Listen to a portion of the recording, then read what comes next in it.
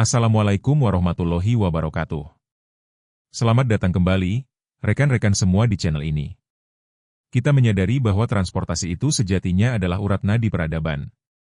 Hari ini, kita akan merevisi dan mempertajam bedah arsitektur masa depan kita melalui materi Transformasi Transportasi 4.0 menuju 5.0, sebuah tinjauan arsitektur sistem terpadu untuk masa depan rantai pasok global dan visibilitas maritim Nusantara. Kita gunakan pendekatan reduksionis untuk melihat bagaimana era otomatisasi berbasis data 4.0 harus bertransformasi secara radikal menuju ekosistem transportasi yang berpusat pada masyarakat, ekologi, dan ketahanan sistem 5.0.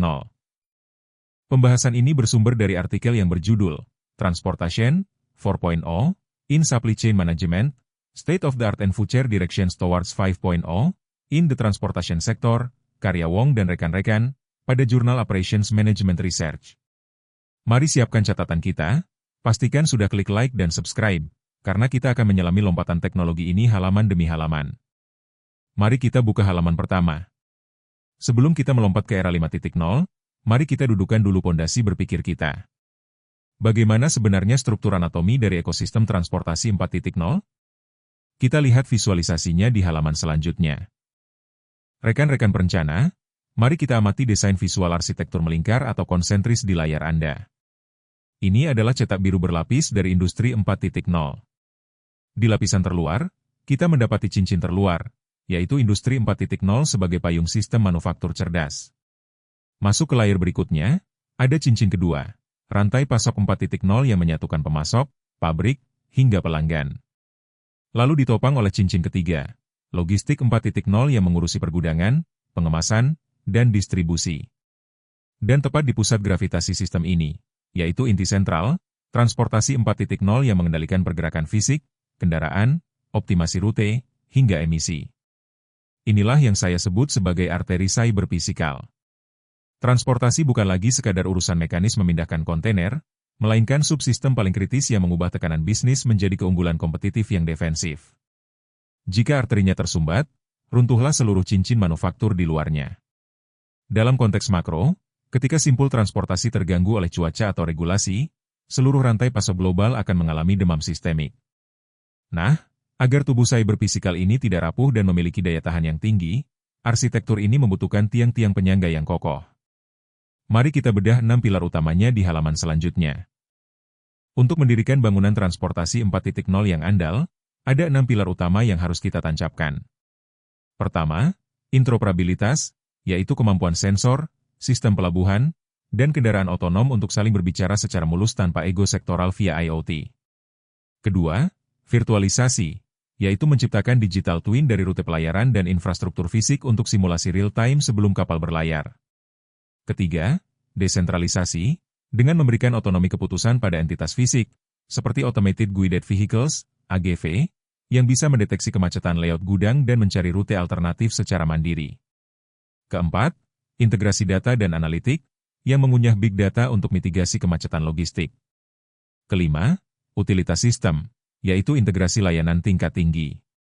Keenam, modularitas, yaitu fleksibilitas armada cerdas untuk merespons gangguan cuaca ekstrim. Keteraturan pilar logistik inilah yang memastikan tidak ada energi, waktu, atau bahan bakar yang terbuang sia-sia di lautan. Namun, sebuah sistem tidak bekerja di ruang hampa. Di dunia nyata, pilar-pilar ini akan dihantam oleh badai tekanan eksternal. Bagaimana sistem berinteraksi dengan tantangan tersebut? Mari kita buka halaman berikutnya. Mari kita beralih ke analisis lanskap strategis. Di sisi paling kiri visual, kita melihat deretan tekanan lingkungan makro yang kian hari kian mencekik para praktisi, di mana maring keuntungan yang menipis, tuntutan customization produk, tekanan operasional yang tinggi, serta regulasi emisi karbon global yang semakin ketat. Bagaimana arsitektur 4.0 meresponnya? Melalui enabler dan teknologi inti, yaitu kesiapan infrastruktur TIK dan implementasi sistem interaksi cyber fisikal. Hasil akhirnya adalah lahirnya kapabilitas unggulan, yaitu kita mendapatkan visibilitas rute end-to-end, utilisasi cerdas, pemeliharaan prediktif pada mesin kapal sebelum terjadi kerusakan, dan keberlanjutan lingkungan. Inilah yang disebut sebagai mesin penggerak 4.0. Sistem kita tidak pasif. Ia aktif menyerap tekanan makro dan mengubahnya menjadi ketahanan rantai pasok. Infrastruktur TIK dan kecerdasan buatan inilah yang menjadi instrumen kemudahan untuk keluar dari rumitnya tekanan operasional global. Untuk mewujudkan ekosistem yang responsif tersebut, para insinyur dan arsitek harus membangunnya secara terstruktur. Layaknya lapisan tanah bumi, teknologi juga memiliki tingkatan. Mari kita bedah stack teknologinya di halaman 5. Rekan-rekan, perhatikan bagian hierarki arsitektur stack teknologi IR 4.0 ini, yang terbagi menjadi 3 lapisan krusial. Pertama, pondasi akuisisi data, sebagai lapisan bawah, yaitu menggunakan sensor berjejaring, pelacakan GPS, dan sistem biometrik. Fungsinya menangkap realitas fisik di lapangan dan mengubahnya menjadi data mentah. Kedua, tulang punggung interkoneksi, di lapisan tengah, dengan mengandalkan IoT, Edge Cloud Fog Computing, dan Big Data. Fungsinya krusial, memfilter, mendistribusikan, dan menyiapkan kerangka analitik dengan latensi yang sangat rendah. Ketiga, otak pengambil keputusan, di lapisan atas, tempat berteduhnya Artificial Intelligence, AI, Digital Twins, Blockchain, dan kendaraan otonom. Lapisan inilah yang mengeksekusi manuver operasional dan tindakan prediktif tanpa intervensi manusia. Sistem transportasi yang kita rancang pun harus memiliki integritas data yang tinggi sejak dari lapisan sensor paling bawah, demi menghindari kecelakaan dan kerugian publik. Dari struktur stack teknologi tadi, apa saja fitur konkret yang langsung dirasakan manfaatnya oleh para pelaku logistik di pelabuhan? Mari kita lihat 7 fitur penentunya di halaman berikutnya. Sekarang, mari kita mendarat ke aspek operasional yang konkret. Terdapat 7 fitur penentu keunggulan transportasi 4.0. Yaitu, pertama, digitalisasi, yang mengubah objek fisik kontainer atau kapal menjadi antarmuka digital via IoT. Kedua, sistem nirsentuh, dengan eksekusi otomatis dari mil pertama hingga mil terakhir guna memotong birokrasi. Ketiga, model optimasi, penggunaan algoritma AI untuk penugasan rute tercepat dan paling hemat biaya. Keempat, aptitude operasional, yaitu transparansi dan visibilitas tingkat tinggi. Kelima, prediksi risiko, melalui analisis waktu nyata untuk cuaca dan kerusakan mekanis kapal.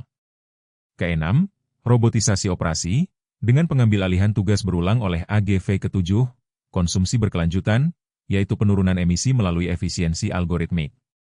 Model optimasi rute dan robotisasi ini sejatinya adalah ikhtiar teknologi untuk menghemat bahan bakar fosil dan menjaga laut kita dari pencemaran berlebih akibat inefisiensi logistik.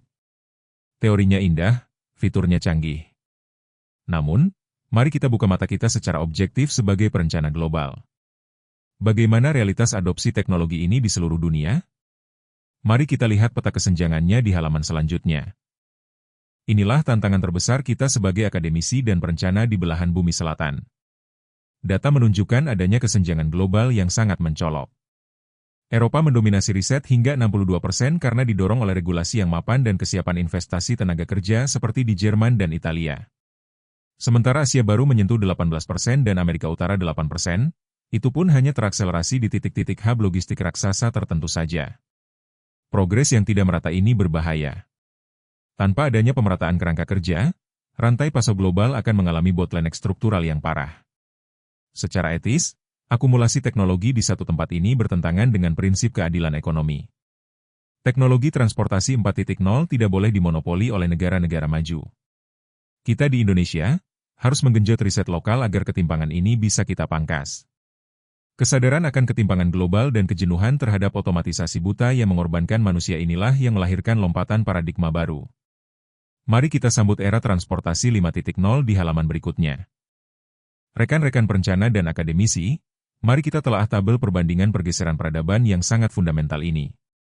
Untuk dimensi, fokus utamanya, jika transportasi 4.0 mendewakan efisiensi mesin dan otomatisasi absolut, maka 5.0 bergeser ke arah simbiosis mesin lingkungan. Untuk tujuan bisnis, di era 4.0 berorientasi pada produksi massal demi maksimalisasi laba, sedangkan 5.0 mengutamakan kustomisasi dinamis ketahanan sistem, resiliency. Untuk orientasi sistem, dari yang awalnya teknosentrik, berpusat pada teknologi, kini bertransformasi menjadi society and earth-centric, berpusat pada masyarakat dan kelestarian bumi. Transportasi 5.0 mengoreksi keserakahan era 4.0 dan mengembalikan teknologi logistik untuk melayani kebutuhan sosial dan ekologi. Lalu, bagaimana kita menerjemahkan filosofi 5.0 yang berpusat pada masyarakat ini ke dalam rencana aksi yang taktis? Mari kita bedah arah masa depannya di halaman selanjutnya. Bagaimana kita mengoperasionalkannya di lapangan? Ada beberapa pilar kebijakan masa depan yang harus kita ambil.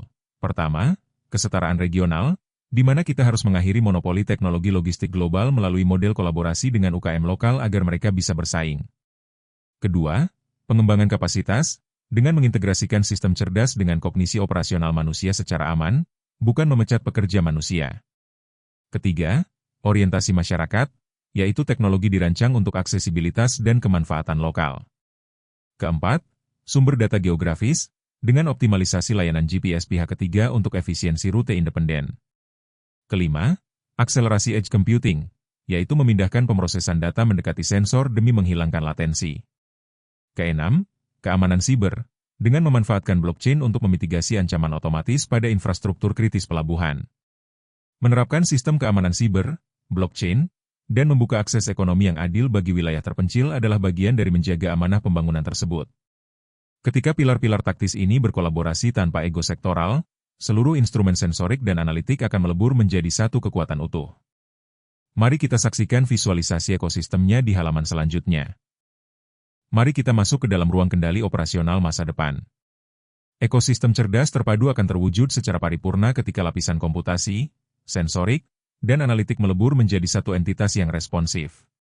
Di garda depan, sensors and edge nodes bekerja menyaring lalu lintas dan data cuaca lokal secara real-time di selat-selat pelayaran kita. Di pusat komando, AI Command Center bertindak sebagai konduktor yang mengharmonisasi pergerakan AGV dan kapal otonom untuk mencegah interupsi dan kemacetan di dermaga.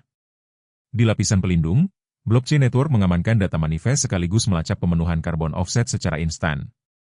Hasil akhirnya, kita mampu menekan emisi karbon hingga ke titik terendah.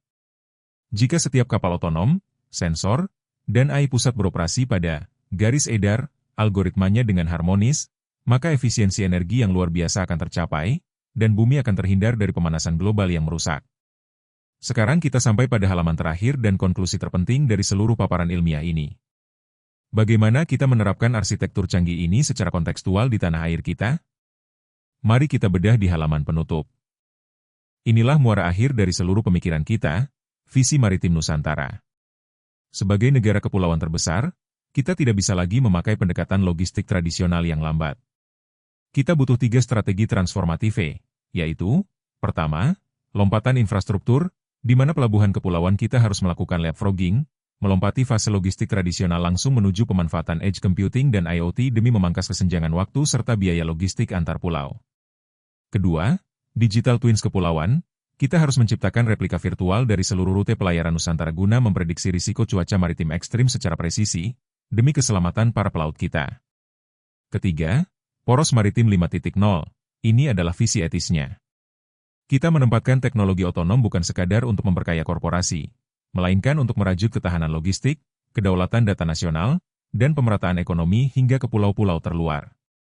Di era poros maritim 5.0, kapal-kapal yang membelah laut Nusantara itu harus menjadi armada yang cerdas, terkoneksi, dan ramah lingkungan. Perencanaan transportasi maritim ini adalah amanah besar kita bersama untuk memastikan keadilan sosial tegak di seluruh pelosok negeri. Terima kasih atas perhatian rekan-rekan semua. Semoga materi ini menginspirasi riset dan kebijakan perencanaan transportasi di Indonesia. Terima kasih atas kebersamaannya. Wabillahi taufiq wal hidayah. Wassalamualaikum warahmatullahi wabarakatuh.